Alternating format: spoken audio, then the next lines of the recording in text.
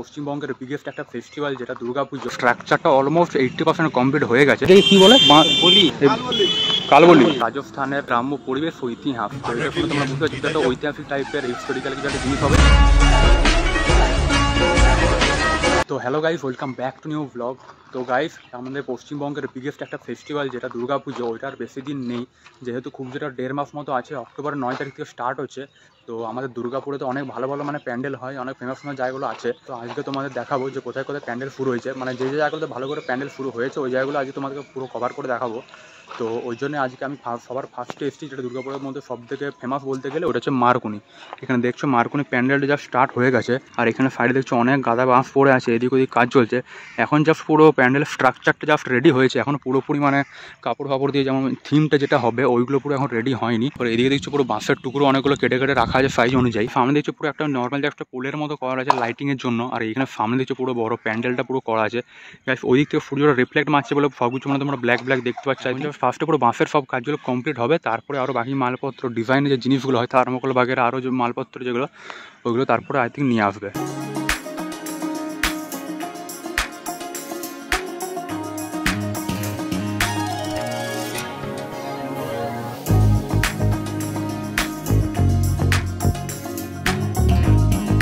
Guys, এবারে যদি মারকুনির থিমটার ব্যাপারে বলি, তো এবারে থিম আছে যে কর্ণাটকের চেন্নাই কেশবা বলে একটা মন্দির আছে, যেটা অনেক ফেমাস কর্ণাটকের মধ্যে। তো ওইটা হচ্ছে এই বছরের থিম।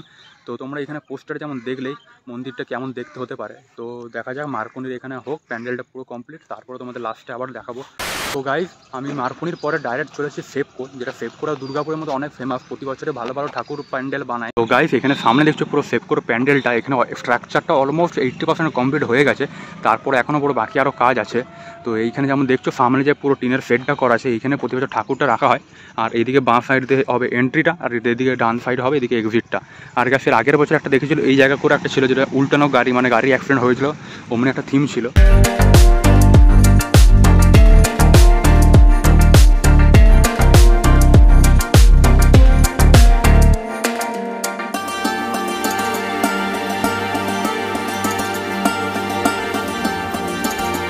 এখানে আমি জাস্ট একটু ভিতরে ঢুকলাম, এমনিতে ঢোকার তো জায়গা নেই, পুরো চারিদিকে বন্ধ করা আছে। তো এই বাঁশের ফাঁক দিয়ে ঢুকতে এলো। তো এখানে ভিতরে ঢুকলাম, তো এই জায়গাটা দেখছি অনেক কিছু পুরো করা আছে। যেমন এই দিকের থেকে সামনে পুরো জায়গাটা দেখলাম, এখানে পুরো হয়তো একটা পুরো এখানে পুরো ডিজাইন করা থাকবে, সামনে অনেক পিকচার টিকচার টাইপের পুরো টাঙানো থাকবে, অনেক বড় বড় হয়তো ফটো টাইপের। এখানে যেমন দেখছো এটা পুরো দেয়ালের মতোই সাইডটা করা আছে। তো এখানে ওই জন্যই একটা বুঝতে পারছি যে কিছু একটা থাকবে করা। তো গাইস, এবার যদি ফেপকোর থিমটা যদি বলে দিই, তো এবছর হচ্ছে রাজস্থান কালচার নিয়ে একটা কিছু বানাচ্ছে, রাজস্থানেরই ফেমাস একটা কিছু জিনিস নিয়ে, বা রাজস্থানের কালচারই বলতে গেলে।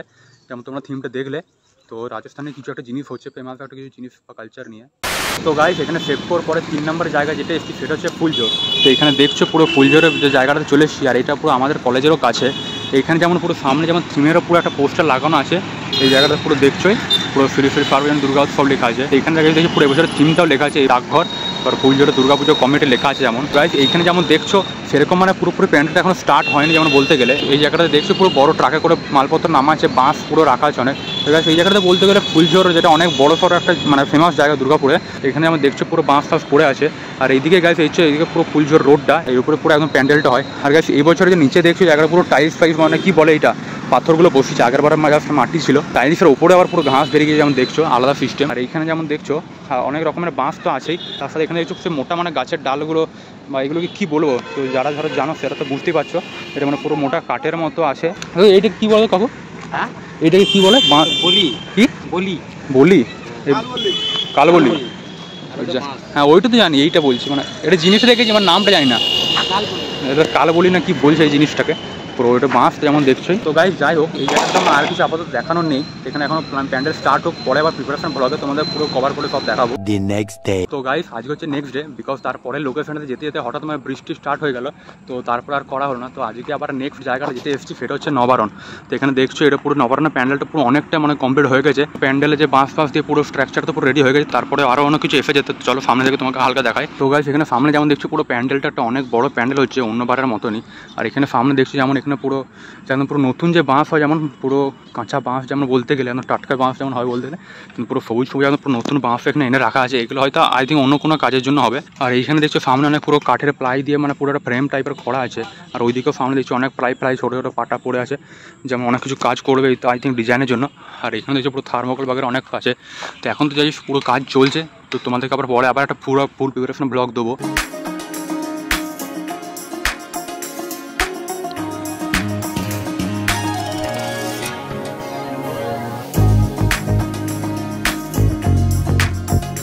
আর এইখানে যেমন দেখছো গাছ, এই জায়গাটা মিডল করে একটা পুরো তার লাগানো আছে। এই জায়গাটা থেকে এই জায়গাটার মধ্যে যেন কেউ ভিতরে ঢুকলে ওটা গায়ে লেগে যাবে, কিন্তু পুরো একটা সরু অনেক তার লাগানো যেমন দেখতে পাচ্ছি, বাট ক্যামেরায় ফোকাস হয়তো হচ্ছে না।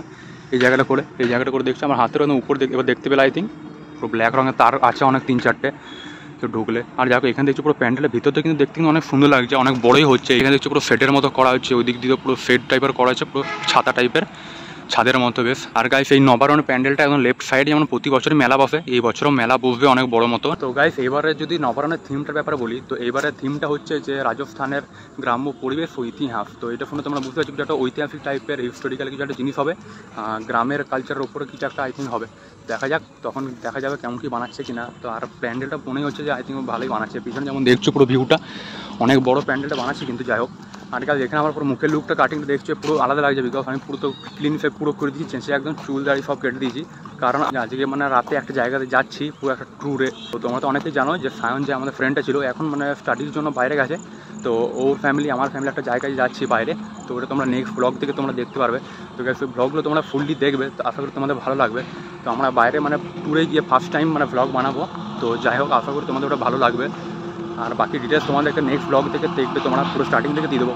বিকজ নেক্সট ব্লগটা বলতে গেলে মানে আমি ঘর থেকে বেরোচ্ছি, তারপরে কেমন কী হচ্ছে দুর্গাপুর স্টেশন থেকে আমাদের ট্রেন আছে ওইটা, তারপরে কেমন কী হবে কিনা ওইগুলো পুরো ডিটেলসটাই হবে নেক্সট ব্লগটাতে বলতে গেলে। তারপরে থেকে তো পুরো কোন কোন জায়গায় গেলাম, মন্দিরে, টেম্পলে, ওইগুলো তোমরা দেখতেই পাবে 2000 years later। তো গাইস তারপরে আজকে লাস্ট জায়গা যেটা হচ্ছে গোপাল মাঠ, এখানে চলে এসেছি।